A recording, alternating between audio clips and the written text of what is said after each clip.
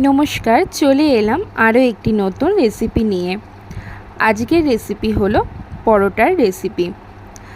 আজকে আমি এক ধরনের পরোটার রেসিপি দেখাবো, যেটা কিন্তু করা অনেকটাই সহজ এবং খেতে লাগে অসাধারণ।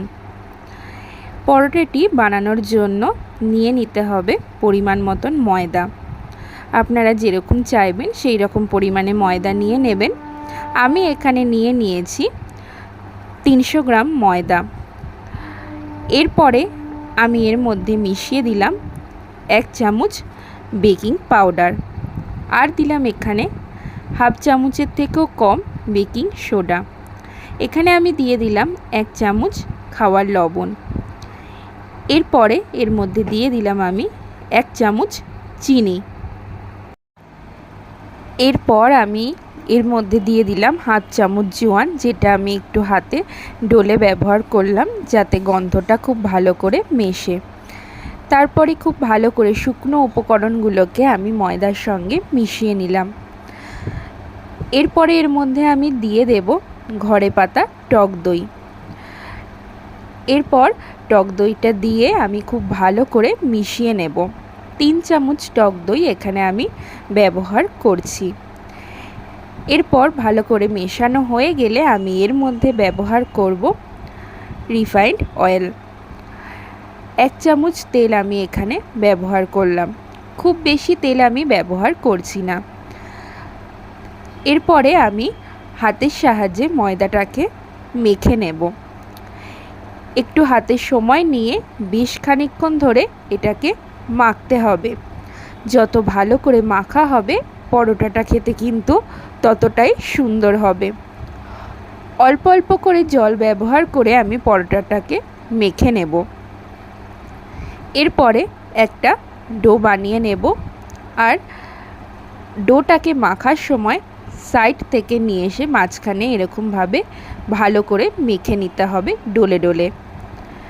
এই রকম প্রসেসে প্রায় 5 মিনিট মাখতে হবে এবং তার আগে খুব ভালো করে ময়দাটাকে মেখে নিতে হবে।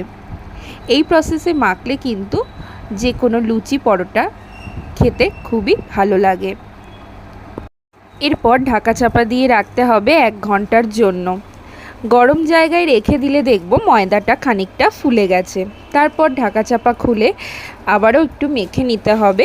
তারপরে এখানে রুটির থেকে একটু বড় সাইজের করে লেচিগুলোকে কেটে নিতে হবে।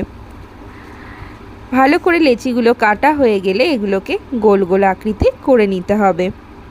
তারপরে খুবই সামান্য এখানে ময়দা ব্যবহার করে পরোটাগুলোকে বেলে নিতে হবে। সামান্য ময়দা দিয়েই এগুলোকে বেলে নিতে হবে। আমি কিন্তু এখানে তেল ব্যবহার করছি না, ময়দার সাহায্যে এটাকে বেলে নিচ্ছি। তবে কিন্তু আমি খুব বেশি এখানে ময়দা ব্যবহার করিনি। রুটির থেকে একটু মোটা করে এগুলোকে বেলে নিতে হবে।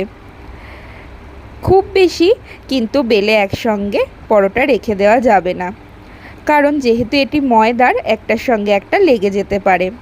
এরপর একটা তাওয়া বা চাটু গরম করে এর মধ্যে পরোটাটা যেটা বেলেছিলাম সেটাকে ভালোভাবে দিয়ে প্রথমে চেপে চেপে সেঁকে নিতে হবে। খুব ভালো করে সেঁকে না নিলে কিন্তু পরোটাগুলো ভালোভাবে ফুলবে না। প্রথমেই তেলে দিয়ে দিলে কিন্তু ভেতরটা কাঁচা থাকতে পারে। তাই মিডিয়াম আঁচে পরোটাগুলোকে ভালো করে সেঁকে নিতে হবে প্রথমে। তারপরে যখন দেখব সেঁকা হয়ে গেছে এর মধ্যে আমি তেল ব্যবহার করব। আমি কিন্তু খুব বেশি তেল এখানে ব্যবহার করব না। এই রকম একটা বড় সাইজের পরোটার জন্য হাফ চামচ মতন তেল আমি এখানে ব্যবহার করছি। আপনারা চাইলে কিন্তু আরও কম তেল ব্যবহার করতে পারেন। পরোটাটা খেতে এমনিতেই সুস্বাদু হয়।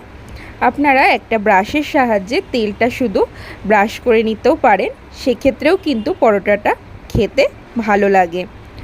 এরপরে তেল দেওয়ার পরে দেখুন পরোটাগুলো কত সুন্দর ফুলে উঠবে এবং খেতেও হবে নরম তুলতুলে।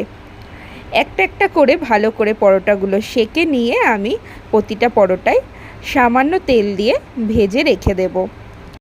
এই ধরনের পরোটা কিন্তু মাংস এছাড়াও পনিরের তরকারি, তাছাড়া ছোলার ডাল বা আলুর দম যে কোনো কিছুর সঙ্গেই খুব ভালো লাগে খেতে, অথবা যে কোনো ধরনের আচারের সঙ্গেও পরিবেশন করা যেতে পারে।